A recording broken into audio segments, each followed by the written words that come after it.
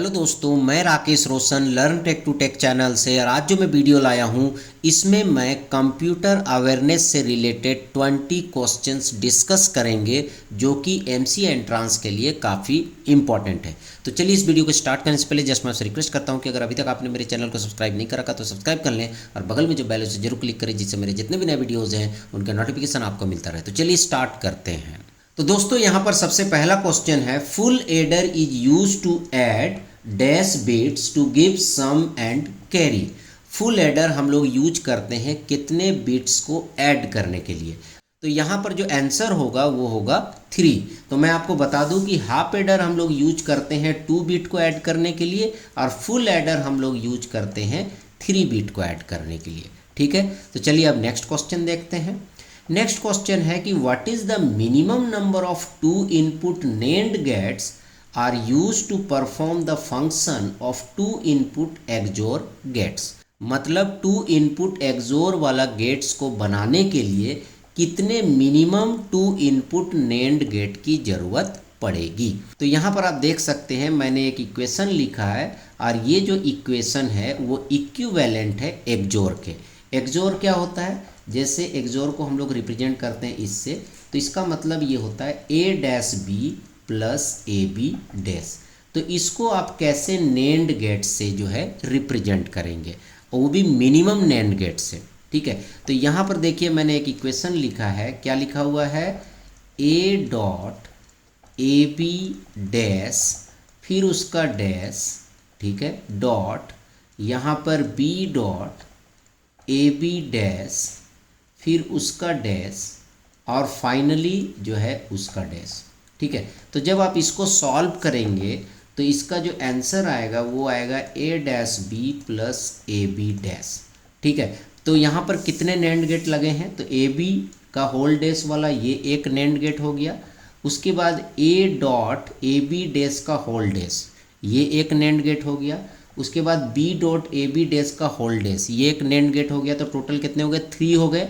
और फिर एक पूरा कंप्लीट के लिए हमने यहाँ पर इतना डॉट इतना का डैश लगाया, तो ये 4 हो गया। तो इसका आंसर क्या होगा? 4। तो चलिए इसको सॉल्व करके देखते हैं कैसे आएगा ये। तो ये अंदर वाला सॉल्व करेंगे तो A डॉट AB का होल डैश क्या होता है? A dash plus B dash. ठीक है, और इसका भी होल डैश है और उसी तरह B डॉट यहाँ पर हो जाएगा A dash plus B dash. ठीक है, ये AB का होल डैश होगा। ठीक है, और इसका होल डैश हो गया। ठीक है, और कंप्लीट का होल डैश हो गया। तो A और A डैश तो 0 हो जाएगा, तो यहाँ पर AB डैश बचेगा। तो AB डैश का होल डैश और यहाँ पर B और B डैश 0 हो जाएगा, तो यहाँ पर क्या बचेगा? BA डैश का होल डैश और इसका होल डैश। तो यहाँ पर इसको हम ब्रेक करेंगे तो क्या होगा? यहाँ पर देखिए डैश है और यहाँ पर भी डैश है, तो डैश डैश हट जाएगा, तो AB डैश हो जाएगा, डॉट का प्लस हो जाएगा, और यहाँ पर भी डैश है यहाँ पर भी डैश है तो हट जाएगा, और यहाँ पर BA डैश हो जाएगा। तो ये आ जाएगा और ये इक्विवेलेंट होता है A XOR B का। तो इसका मतलब A XOR B को अगर आप नेम्ड गेट से रिप्रेजेंट करेंगे तो आपको 4 जो है नेम्ड गेट लगाने पड़ेंगे। तो इस तरह के क्वेश्चन एक्चुअली प्रैक्टिस से आते हैं। ठीक है, तो जब आप इस तरह के 2-4 क्वेश्चन प्रैक्टिस कर लेंगे तो आपको पता चल जाएगा कि कितने नेम्ड गेट की ज़रूरत पड़ती है। उसके बाद नेक्स्ट क्वेश्चन है कि ये Karnaugh map is an abstract form of dash diagram organized as a matrix of square. तो के मैप क्या होता है? जो है स्क्वायर का एक मैट्रिक्स के तरीके से होता है। हम लोग इस तरह से के मैप बनाते हैं। तो ये जो है किसका एब्स्ट्रैक्ट फॉर्म है? तो ये एक्चुअल में जो एब्स्ट्रैक्ट फॉर्म है वो है वेन डायग्राम का। ठीक है, तो इसका आंसर हो जाएगा वेन डायग्राम। उसके बाद हम लोग नेक्स्ट क्वेश्चन में चलते हैं। तो नेक्स्ट क्वेश्चन है, the time required for a gate और inverter to change its state is called. ठीक है, किसी भी गेट में या फिर इन्वर्टर में उसको अपने स्टेट को चेंज करने में जो टाइम लगता है उसको क्या बोलते हैं? तो that is called the propagation time. तो इसका आंसर होगा प्रोपोगेशन टाइम। उसके बाद नेक्स्ट क्वेश्चन है, there are dash cells in a 4 variable K map. तो मैंने आपको बता रखा है अगर 2 वेरिएबल के मैप है तो उसमें कितने सेल होंगे? 4 होंगे। 3 वेरिएबल के मैप है तो उसमें 8 होंगे। तो 4 वेरिएबल है तो कितने होंगे? 16 होंगे। तो इसका आंसर क्या होगा? 16। उसके बाद नेक्स्ट क्वेश्चन है, don't care conditions can be used for simplifying Boolean expression in, तो डोंट केयर कंडीशंस हम कहाँ यूज करते हैं, तो डोंट केयर कंडीशन को हम लोग यूज करते हैं के मैप में, तो इसका आंसर होगा के मैप। उसके बाद नेक्स्ट क्वेश्चन है the expression this shows the days operation, ये एक्सप्रेशन कौन सा ऑपरेशन दर्शाता है, तो यहाँ पर देखिए पहले क्या है, यहाँ पर सम है, ठीक है, और उसके बाद प्रोडक्ट है, तो इसको हम लोग बोलेंगे प्रोडक्ट ऑफ सम, तो इसका जो आंसर होगा यहाँ पर POS होगा, ठीक है। तो यहाँ पर प्रोडक्ट ऑफ सम जो है, हम लोग प्रोडक्ट ऑफ सम को लिखते हैं यहाँ पर POS, और उसी तरह सम ऑफ प्रोडक्ट को लिखते हैं SOP, इसको बोला जाता है सम ऑफ प्रोडक्ट, ठीक है।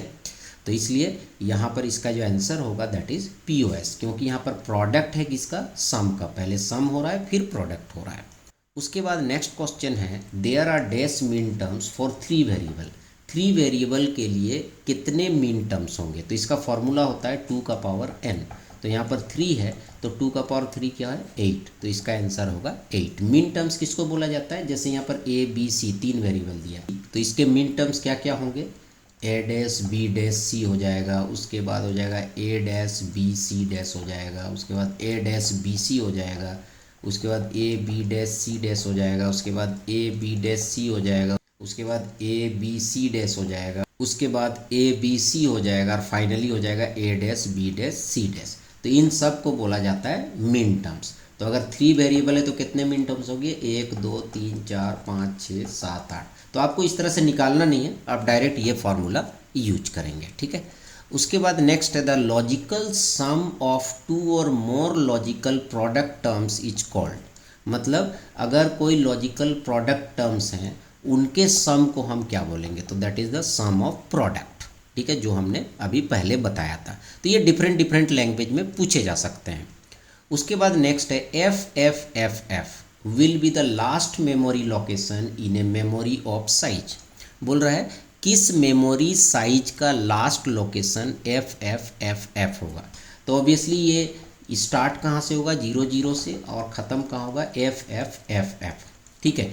ये किस में है, हेक्सा में है, ठीक है, हेक्सा में है। तो हेक्सा में जो एक डिजिट होता है वो कितना लेता है, 4 बिट लेता है। तो यहाँ पर 4 डिजिट है, तो इसका मतलब ये जो एड्रेस है वो क्या है, 16 बिट का है, 16 बिट का, ठीक है। तो यहाँ पर एड्रेस जो है वो 16 बिट का है, तो मेमोरी का साइज क्या होगा, 2 का पावर 16।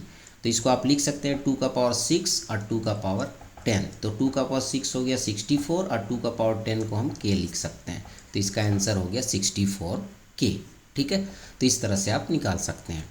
नेक्स्ट है वंस कॉम्प्लीमेंट ऑफ 10001, तो वंस कॉम्प्लीमेंट में हम क्या करते हैं, 1 को 0 कर देते हैं, 0 को 1 कर देते हैं, तो इसको 0 कर दीजिए और ये तीनों 1 हो जाएगा और ये 0 हो जाएगा, तो 0 1 1 0, तो ये आपका आंसर हो जाएगा, ठीक है। उसके बाद है two's complement of 11101, two's complement में हम क्या करते हैं, पहले वंस कॉम्प्लीमेंट निकालते हैं, ठीक है, और उसके बाद उसमें ऐड कर देते हैं 1, ठीक है। तो इसका वंस कॉम्प्लीमेंट निकालेंगे तो क्या आएगा, 11101 है, तो 0 0 0 1 0 आ जाएगा, 1 के जगह 0 कर दिए और 0 के जगह 1 कर दिए। अब इसमें 1 ऐड कर देंगे तो रिजल्ट क्या आएगा, 0 0 0 1 1, तो ये वाला आपका फाइनल रिजल्ट आएगा इसका टूज कॉम्प्लीमेंट के लिए, ठीक है। उसके बाद नेक्स्ट क्वेश्चन है कि 1 nibble equal to dash bytes, 1 nibble equal to कितना बाइट होता है, तो आधा बाइट को हम लोग 1 निबल बोलते हैं, ठीक है। और इस तरह के क्वेश्चन आ भी चुके हैं निम सेट में। उसके बाद नेक्स्ट क्वेश्चन है the number of bits of length 8 that starts with the bit 0 और and with the bits 1 1 is, तो ये थोड़ा सा क्वेश्चन टफ है। बोल रहा है कि 8 बिट के कितने ऐसे नंबर होंगे जो या तो 0 से स्टार्ट हो रहे हैं या फिर 1 1 से ख़त्म हो रहे हैं। तो 8 बिट तो पहले हम यहाँ पर लिख लेते हैं 3 4 5 6 और 7 8। तो यहाँ पर अगर कोई नंबर 0 से स्टार्ट हो रहा है तो बाकी कितने बच गए, 7 बिट। तो 7 बिट में 0 और 1 के कॉम्बिनेशन से क्या पॉसिबिलिटी होगा, 2 का पावर 7 दैट इज़ 128 पॉसिबल होगा, ठीक है। तो ये तो पहला कंडीशन हो गया। दूसरा कंडीशन क्या हो गया कि अगर लास्ट में 1 1 होता है, तो लास्ट में 1 1 होता है तो कितने बचेंगे, 6 जगह बचेंगे। तो 6 का मतलब हो गया total possibility 2 to the power 6। 2 to the power 6 का मतलब हो गया 64। ठीक है, और अगर दोनों जगह होंगे, स्टार्ट भी 0 से हो रहा है और एंड भी 1 1 से हो रहा है, ठीक है, तो टोटल कितने बच गए? तो यहाँ पर 3 बिट जो है ऑलरेडी फिक्स है, तो टोटल कितना बचेगा? 5 बिट बचेगा। ठीक है, तो ये क्या हो जाएगा? 2 का पावर 5 दैट इज 32। तो यहाँ पर टोटल नंबर्स कितने होंगे? ठीक है, पहले तो ये 128 होगा, फिर ये 64 होगा। ठीक है, पर यहाँ पर देखें तो ये बीच का जो 5 है ये तीनों में कॉमन है, तो ये 32 जो है ये माइनस हो जाएगा। तो कितना हो गया? 8 4 12 और यहाँ पर 192 माइनस 32 दैट इज़ 160। तो इसका जो आंसर होगा वो होगा 160। ठीक है, तो इस तरीके से आपको कैलकुलेट करना है। नेक्स्ट है the decimal equivalent of the hexadecimal operation A10 plus B21। ठीक है, इनको जब आप ऐड करेंगे तो डेसिमल इक्विवेलेंट में क्या आएगा? तो सबसे पहले A10 को कन्वर्ट करते हैं, तो क्या हो जाएगा? 0 into 16 to the power 0, 1 into 16 to the power 1, और A का मतलब हो गया 10 इंटू 16 टू द पावर 2। तो इसको अगर हम सॉल्व करेंगे तो ये हो गया 2560 और ये हो गया 16 और ये हो गया 0, तो फाइनल आया 2576। तो ये इक्विवेलेंट हो गया किसके? A10 के। अब हम लोग निकालते हैं B21। तो यहाँ पर B का मतलब हो गया 11 और 16 टू द पावर 2, फिर 2 इंटू 16 टू द पावर 1 और 1 इंटू 16 टू द पावर 0। तो 11 इंटू 256, ये हो गया 32 और ये हो गया 1। तो इसको जब आप सॉल्व करेंगे तो आएगा 2849। अब इन दोनों को आप ऐड कर दीजिए तो हमारा रिजल्ट क्या आएगा? 5425। तो ये हमारा आंसर होगा। ठीक है, तो इस तरह से आपको सॉल्व करना है। तो यहाँ पर मैं आपको बता दूँ कि आपको नंबर सिस्टम में कन्वर्जन आना चाहिए। मैंने नंबर सिस्टम का एक अलग से वीडियो बनाया हुआ है, उसको आप लोग जाके देख लीजिएगा। उसके बाद नेक्स्ट क्या है कि ये नंबर है बाइनरी में, ये नंबर भी बाइनरी में है, इनको मल्टीप्लाई करना है और फिर इसे चेंज करना है हेक्साडेसिमल में। तो सबसे पहले इसको डेसिमल में कन्वर्ट करते हैं। 1 1 0 0 1 1, तो यहाँ पर 0 1 2 3 4 5, तो ये हो गया 32, ये हो गया 16, ये हो गया 2 और ये हो गया 1। तो 32 16 48 और 2 50 और 1 51, तो ये 51 के इक्विवेलेंट हो गया। अगर यहाँ पर जाएंगे तो ये 32 हो गया और ये हो गया आपका 2, तो ये 34 के इक्विवेलेंट हो गया। अब 51 और 34 को मल्टीप्लाई करेंगे तो आएगा 1734। ठीक है, अब इसको आप 16 से डिवाइड कीजिए क्योंकि इसे कन्वर्ट करना है हेक्साडेसिमल में, क्योंकि हमारा जो रिजल्ट आया वो डेसिमल में आया। तो यहाँ पर इसे 16 से डिवाइड करेंगे तो 16 1 जा 16 हो गया, यहाँ पर 0 आ जाएगा। 16 8 जा 128, तो 128 करेंगे तो यहाँ पर 6 हमारा रिमाइंडर बचेगा। फिर हम 16 से डिवाइड करेंगे तो 16 6 जा 96 होगा और 4 और 8 12, तो यहाँ पर 12 बचेगा। तो यहाँ पर आ गया 6 और 12 जो है किसके इक्विवेलेंट होता है? C के इक्विवेलेंट होता है और फिर है 6, तो इसका आंसर आ गया 6C6। ठीक है, तो इस तरीके से आप कैलकुलेट करेंगे। उसके बाद नेक्स्ट क्वेश्चन है कि 531.53125 जो कि डेसिमल में है उसको कन्वर्ट करना है बाइनरी में, तो कैसे करेंगे? क्योंकि ये काफ़ी टाइम लेता है इसलिए मैंने पहले ही इसे सॉल्व कर रखा है। तो सबसे पहले हम 531 को कन्वर्ट करेंगे बाइनरी में। ठीक है, तो 531 को हमने कन्वर्ट किया तो क्या आया? 1 4 टाइम्स 0 1 0 0 1 1, तो यहाँ पर देखिए 1 4 टाइम्स 0 1 0 0 1 1 आया। ठीक है, यहाँ पर भी वही है और यहाँ पर भी वही है। ठीक है, तो इन दोनों में से कोई होगा। उसके बाद 0.53125 को हम यहाँ क्या करते हैं? मल्टीप्लाई करते हैं 2 से बाइनरी में कन्वर्ट करने के लिए, तो ये आया। ठीक है, उसके बाद इसका पॉइंट के बाद के जो नंबर्स हैं इनको फिर से 2 से मल्टीप्लाई करते हैं, तो ये आया। उसके बाद हम इसे 0.125 को 2 से मल्टीप्लाई कर रहे हैं। तो इस तरह से तब तक हम करते रहेंगे जब तक कि पॉइंट के बाद हमारा 0 0 0 नहीं आ जाता है। तो यहाँ पर आप देख सकते हैं 0 0 0 आ गया। तो अब हमें क्या करना है कि ये जो है डिजिट्स को लेना है जो पॉइंट के पहले है। तो 1 0 0 0 1, तो यहाँ पर देखिए 10001 है, पर यहाँ पर 10011 है, तो ये वाला आपका आंसर हो जाएगा। तो इस तरीके से आप जो है डेसिमल से बाइनरी में कन्वर्ट कर सकते हैं, ठीक है। उसके बाद नेक्स्ट है 8 bit 2's complement of -14 is. तो -14 का 2's कॉम्प्लीमेंट क्या होगा 8 बिट में। तो यहाँ सबसे पहले तो हम 14 का बाइनरी निकाल लेते हैं। तो 14 का बाइनरी क्या होता है 1110, पर मुझे यहाँ पर 8 बिट में लेना है, तो हम यहाँ पर 4 जीरो और ऐड कर देंगे, ठीक है। अब आपको क्या करना है, इसका 1's कॉम्प्लीमेंट निकालना है, ठीक है। तो 1's कॉम्प्लीमेंट क्या हो जाएगा 1111, फिर 0001, फिर उसके बाद इसमें क्या करना है 1 ऐड कर देना है, क्योंकि 2's कॉम्प्लीमेंट के लिए हम क्या करते हैं 1's कॉम्प्लीमेंट निकालते हैं फिर 1 ऐड कर देते हैं। तो यहाँ पर हो जाएगा 110 और यहाँ पर 1 आ जाएगा, बाकी सारे नंबर हमारे एज इट इज़ आ जाएंगे। तो 410010, तो 410010, तो ये आपका आंसर हो गया, ठीक है। तो इस तरीके से आपको सॉल्व करना है। उसके बाद यहाँ पर थ्योरेटिकल क्वेश्चन है रोम इज ए टाइप ऑफ।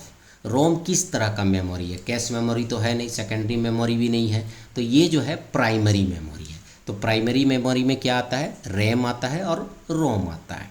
उसके बाद नेक्स्ट क्वेश्चन है the error that occurs during compilation. जब हम किसी प्रोग्राम को कंपाइल करते हैं, जैसे सी लैंग्वेज में जब हम कंपाइल करते हैं तो किस तरह के एरर आते हैं, ठीक है। रन टाइम एरर आता है या सिंटेक्स आता है या सिमेंटिक आता है या फिर एक्सटर्नल आता है। तो यहाँ पर कंपाइलेशन के टाइम में हमेशा जो है हमारा सिंटेक्स एरर आता है, ठीक है। और जब रन करते हैं उस टाइम जो हमारा एक्सेप्शन आता है उसे हम लोग बोलते हैं रन टाइम एरर।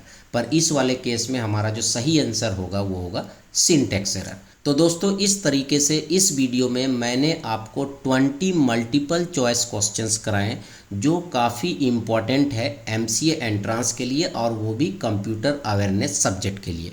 और मैं आपको बता दूं कि जो एमसीए एंट्रांस में क्वेश्चंस पूछे जाते हैं वो इसी से मिलते जुलते क्वेश्चंस होते हैं। तो चलिए फ्रेंड, आई होप कि आपको वीडियो पसंद आया होगा। अच्छा लगा तो लाइक करें, शेयर करें, कमेंट करें, और अगर अभी तक आपने मेरे चैनल को सब्सक्राइब नहीं कर रखा है तो सब्सक्राइब कर ले और बगल में जो बेल है उसे जरूर क्लिक करें, जिससे मेरे जितने भी नए वीडियोज़ हैं उनके नोटिफिकेशन आपको मिलता रहे। Thank you and good bye.